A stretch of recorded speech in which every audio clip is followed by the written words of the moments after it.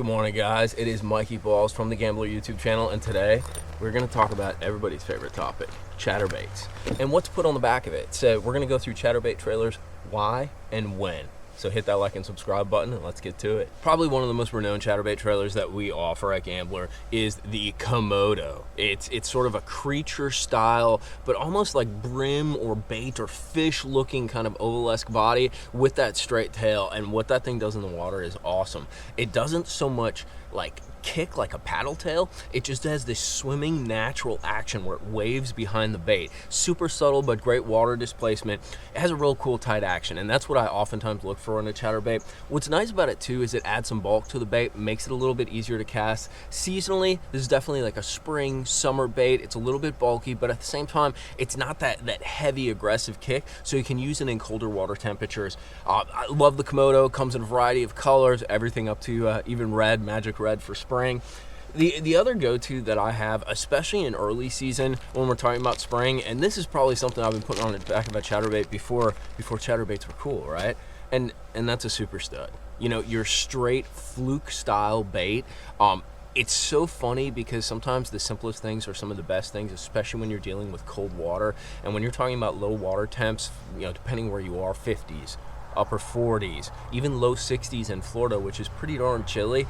Having something that's not like really kicking and adding or taking away from the vibration of the chatterbait is really important. Some of the biggest fish I've caught on Okeechobee when the chatterbait came out were using this trailer because it's a do-nothing trailer, and you have to remember that chatterbait, you know, with that blade going back and forth and it getting that sort of hunting action, it's much like a square bill or a crankbait. So it has that sort of back and forth and that vibrating action, and all of that action transmits onto the tail of that super stud and just shakes it back and forth. So if you have kind of finicky fish that aren't in the best mood, early spring, low water temperatures, cold front situations, going OG super stud, not a bad choice. Plus they come in bulk packs. I think it's like 20 a pack or something like that. You get quite a few.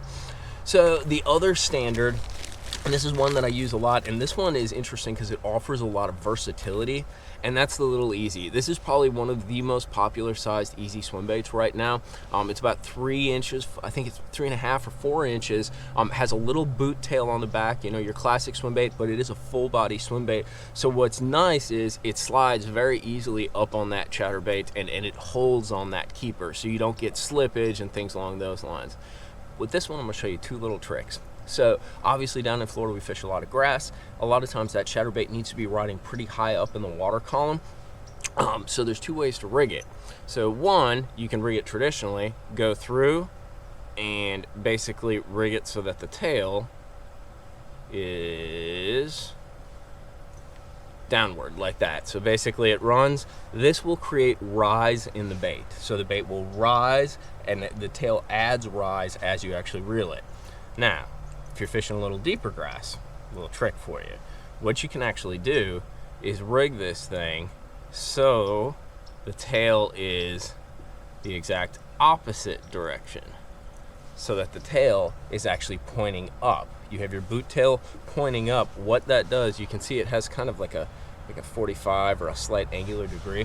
What that does is it prevents the bait from rising nearly as much, so it keeps your bait at a certain water column. So especially if you're slow rolling in that, you're not going to get that bait pushing up a foot and a half as you're reeling it. I'm going to show you one more trick with this. So we talked about cold water temperatures, right?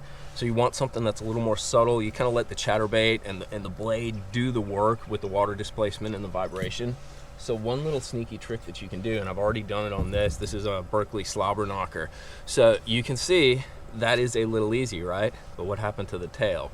Basically what we did is, I can show you exactly with this guy. So we got our Little Easy right here.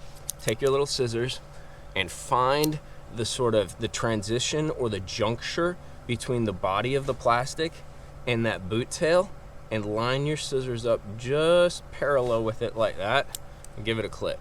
And what ends up happening is you basically create a fin on the back of that Little Easy, and then you slide it on there as a trailer. So what's really cool with this is it gives you the bulk, the added sort of plastic bulk of the Little Easy, so you get better castability, you get a little bit bulkier presentation. However, this tail acts just like, say, that Super Stud or that Komodo, where there's a very tight swimming action that's all dependent upon the action like imparted by the chatterbait. So there's just a few kind of fun ways to rig up trailers on chatterbaits, when, where, why. To give you some insights, if you got any more questions, drop them down in the comments box, and definitely hit that like and subscribe button on the Gambler YouTube channel. We're checking out. Later.